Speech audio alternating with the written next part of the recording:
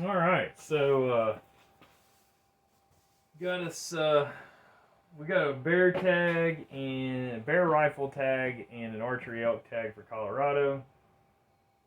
We're leaving on Saturday, and we're kind of in a fuss to get guns sorted and all that kind of stuff.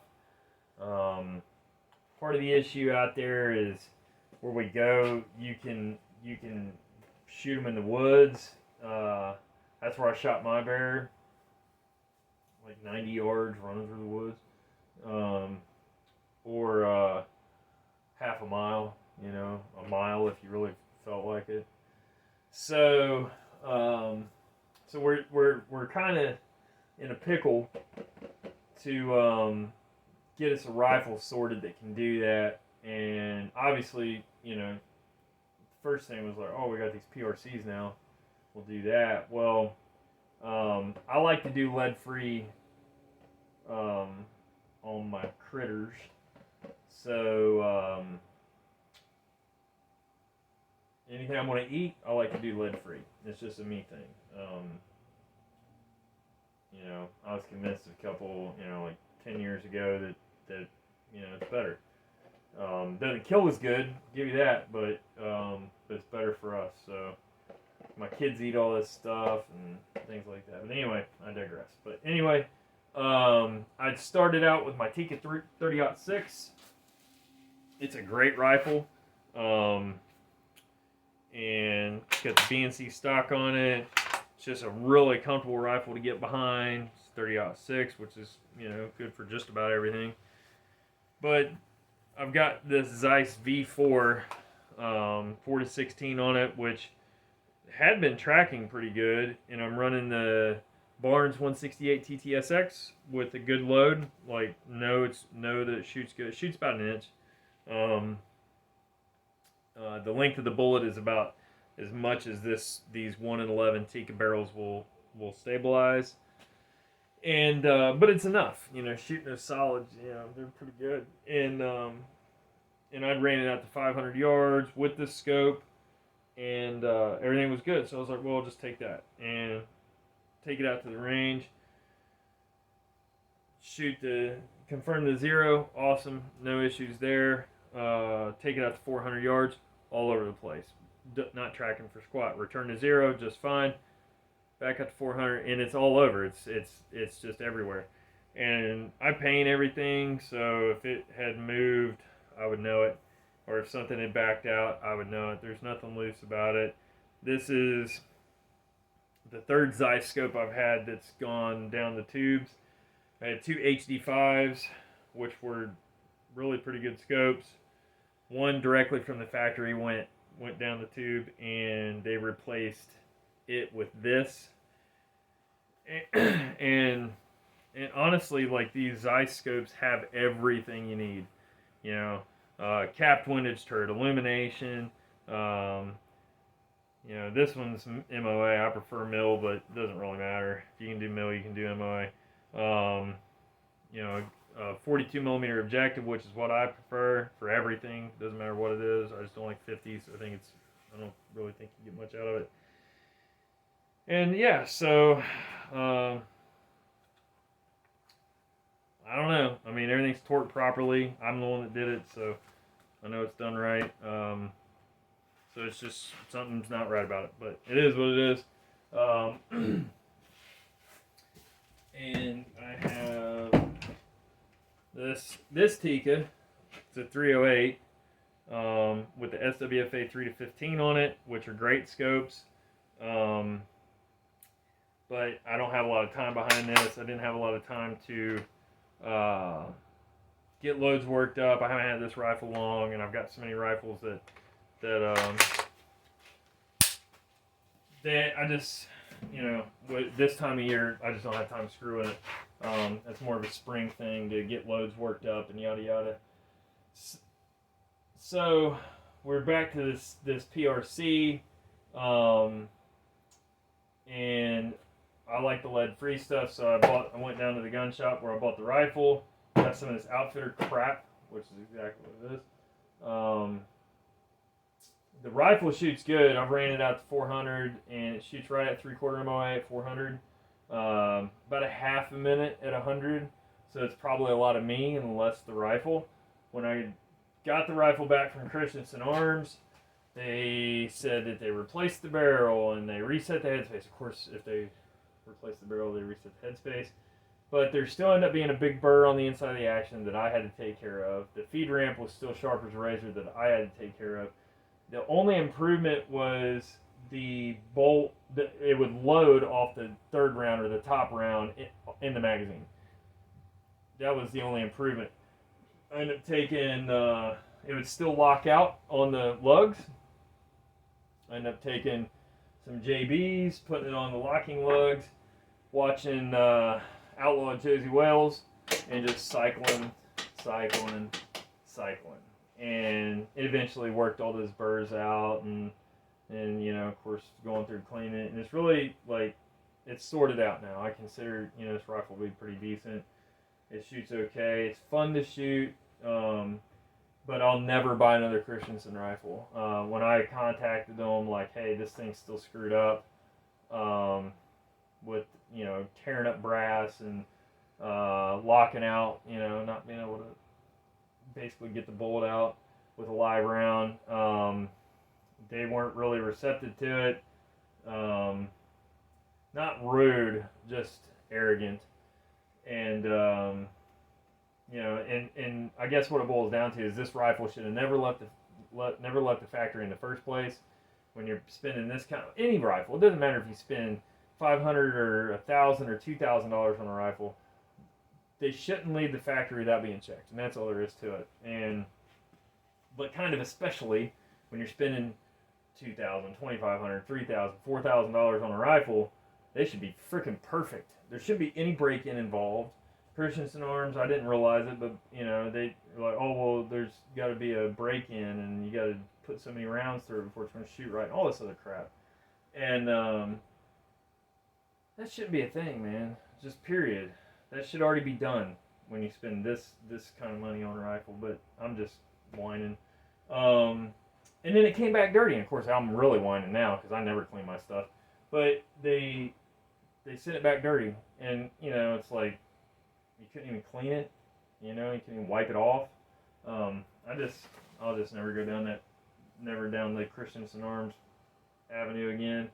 I guess if I won one in a raffle or got one cheap or something like that, it might be worth it, but whatever. I'd say look at like if you want the carbons, you know, the Hawas, I think, have a pretty good reputation with their carbons.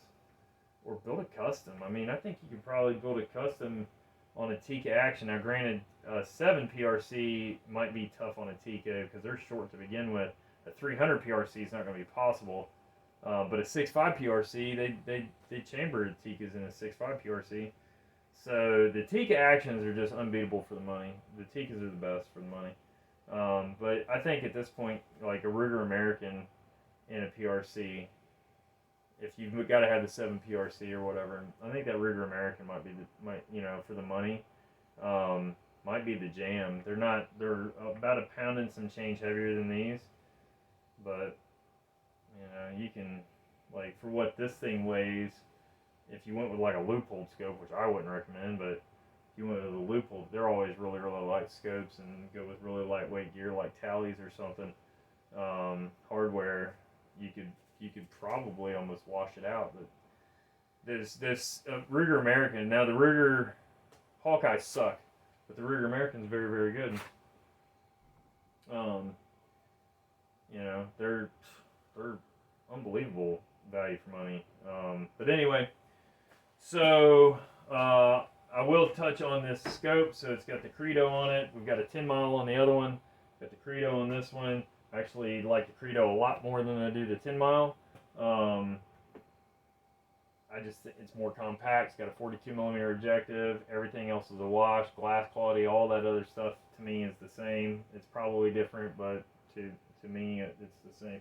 But I had it upright like this in the back of my truck. Like the buttstock was in the floor, bolt was open, and I must have hit the brakes or something weird, and this thing fell out of the, it fell out onto the scope, onto the door, and like that. And I was like, shit. So I thought for sure it was going to ring its bell, but it didn't phase it at all. So I'm like just flabbergasted, honestly. So shot this Hornady Outfitter junk, and this is what we got at 100, point of aim, point of impact. We got right around 2 inches at 100, which is atrocious. And I was just going to give up and say screw it. These are from something else, like I think that 30-06, I'm not sure. So don't count that. So I was like, well, I'll take it out to 400 anyway, see what we can get done. I dial on the Straylock app, what the data that I had in there, it was telling me 1.3 mils, so I dial 1.3, hit these two, which is kind of par for the course for this group, 2 MOA, and this is about a minute and a half on just these 2 shots. You can't really count it because it's only 2 shots.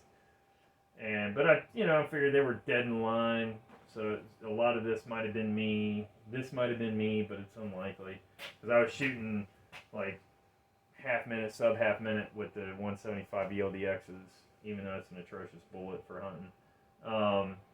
So I was like, I basically quasi-read 0.3-ish in the reticle and took 0.3 out of it to 1 mil total, 1 mil of elevation at 400, and it hit perfect, like dead in line. This could have been me, it could have been some wind that I didn't see. It was getting really twilighty.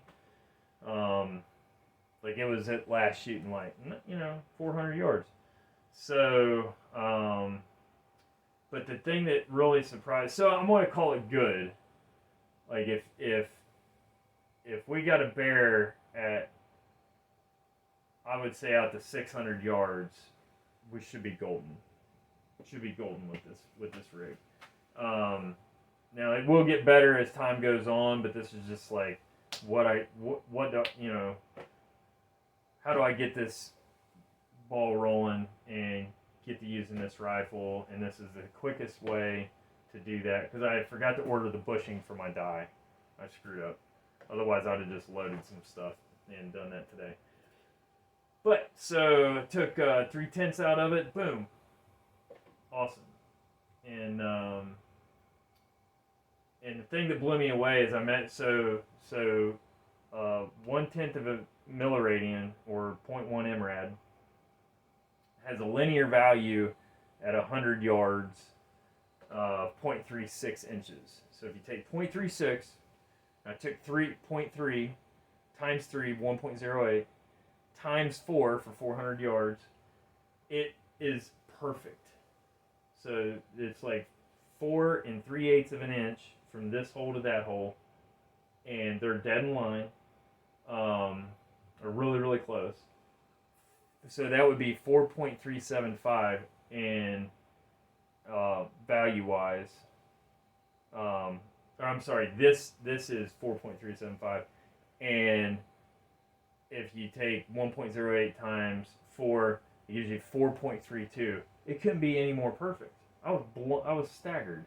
So that would indicate on a very, very, very, very small scale that this scope tracks perfect, or as perfect as it's possible to track. Granted, there's a lot of human error involved, and there's probably a lot of coincidence. But I'm going to take it as gospel because I'm stupid like that. But anyway, so do I recommend this Hornady Outfitter stuff? No, not really. It's got nickel-plated cases, so it's a sexy looking thing. Problem with nickel plating if you're a hand loader is you can't trim them because they'll tear your trimmer up. They might help feeding a little bit. Not really sure.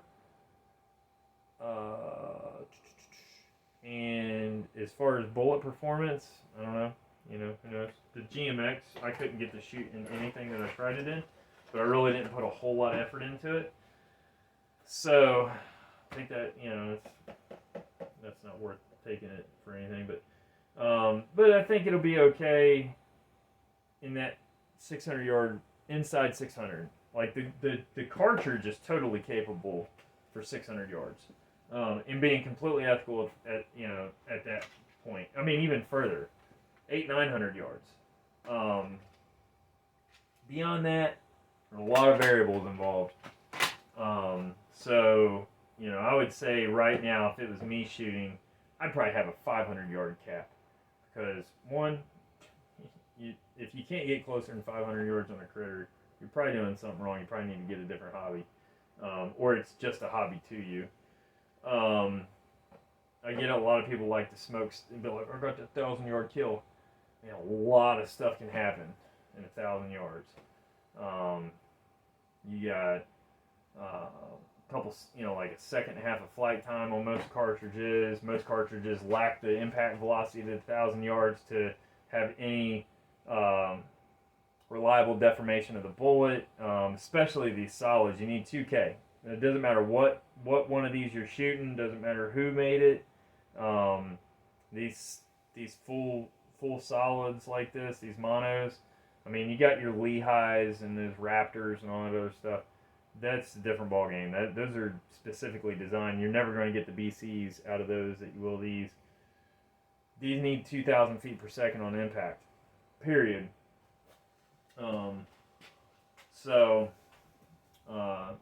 Yeah, I just stick to that 2K rule and you'll be golden. I don't like the ELDX because we've had nothing but problems, jacket separation, even jacket separation out to 1,150 yards in sand. And they're terrible. It's just a target bullet. Same with it. I mean, Burger. I mean, they shoot good. Don't get me wrong. They all shoot well, but they're not hunting bullets. But yeah, so that's what I'm working with now. So hopefully we can connect on a bear, and then we got an archery tag for elk. In the adjacent unit, which is no big deal. We're going to be flip-flopping. We'll probably spend a lot more time in the other unit looking for an elk because that's a unit-only tag. But we've got to walk through this other unit to get to that one, to get where we want to be. So it should be all right. It should be fun. It'll be fun regardless. It's supposed to rain the first couple days, so I'm doing a gear layout. We'll do a quick video on that as well. But this is the deal with the PRC. I'm pretty pleased with it. I mean, it's not perfect, but we'll get as close to perfect as we can. We're going to try the Badlands 150s for this, and maybe some Barnes LRXs. And we'll be shooting these PRCs a lot, though. We all have them, and we'll be shooting these PRCs a lot. It should be a lot of fun. I might actually try an EC tuner on mine. It's basically a tuner brake. Helps with the barrel harmonics, and potentially helps with the barrel harmonics. So I might try one of those. I don't know if I want to swallow that $300 or $400 pill or whatever it is, but I probably will. And then in the spring, we'll take this to a gunsmith up the road, and he's gonna sort out the bolt lift. The bolt lift's really bad. It's like Savage level hard. So he's gonna put a spring kit in it, and so it's probably stuff that I could do, but in the spring I just won't have time. So get him to do it for me.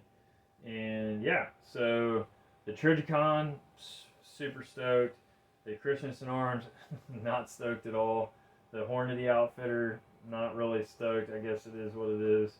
Not everybody can hand load, and honestly, like, if you're shooting a group like this at 100, you won't have any issues out to 400 really. On a deer, 300 for sure you're good, but 350, 400 you might be pushing it. Depends on your ability as a shooter. Anyway, that's it. Gonna be doing a little gear layout real quick, and then we'll be leaving on Saturday, and we'll be doing some more videos then. Sweet.